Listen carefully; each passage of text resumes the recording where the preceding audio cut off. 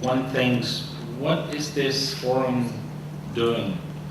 On one hand, they are proposing trading emissions to protect forests, and on the other hand, they are proposing massive expansion of plantations for agrifuels, in this case, into the remaining pristine forests of the world, and in the process driving away fauna, flora, and human beings, indigenous peoples living in these forests.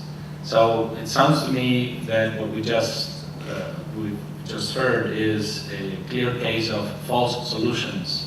Companies, countries with enough land to exploit, apparently, and definitely not thinking about the climate, but just about making good profit out of an investment plan. To me, that is the key of the whole problem. We are told that the international community and that the United Nations, through the UNFCCC, will look for a solution to our to the problems of our dependency on fossil fuels. But they just told us the story of the performance of agrifuels within the combustion chamber of an internal combustion engine. So that is not the whole story. They didn't tell us all the stories, and they cannot say they didn't know it. Actually, what they're doing is to try to manipulate the debate. So the cases that we've heard of human rights abuses, evictions, environmental degradation that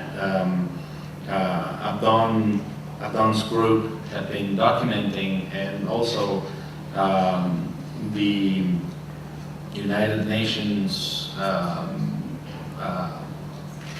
indigenous peoples forum, had been looking at and documenting. Well, after all of that evidence, they could have not missed it. So it's a clear case of promoting false solutions, and if you read through the report, you'll find a clear case of business speculation before, instead of a case to solve the problem of greenhouse emissions. Thank you. I have been reading that a number of the biofuel actually utilize more energy, which is fossil fuel based, in order to produce them than you actually get from them. So, and that there's only very few of the monoculture biofuels where you actually get a net energy output instead of a use of fossil fuel in trying to produce them. Do you know anything more about that? How it was grown, how far it was transported, how it was refined, how far it was transported yet again before it was used. There's so many factors that go into it. Not only that, but you have to look at things like fertilizer use because of the emissions of nitrous oxides, not just carbon emissions, but nitrous oxide emissions that happen in the process of agriculture. So the increased production of agrifuels is vastly increasing our use of nitrogen fertilizers, which is vastly increasing the emission of nitrous oxides and the eutrophication of waterways as a result, of putting too much nitrogen into the waterways. So when you start to cast the net more widely, as you should, it's hard to find a biofuel feedstock that really looks very promising in that regard, because the bottom line is plant biomass does not contain the kind of energy that fossil fuels do. And it's not that I'm advocating that we use fossil fuels more, it's just that this is not really a viable alternative.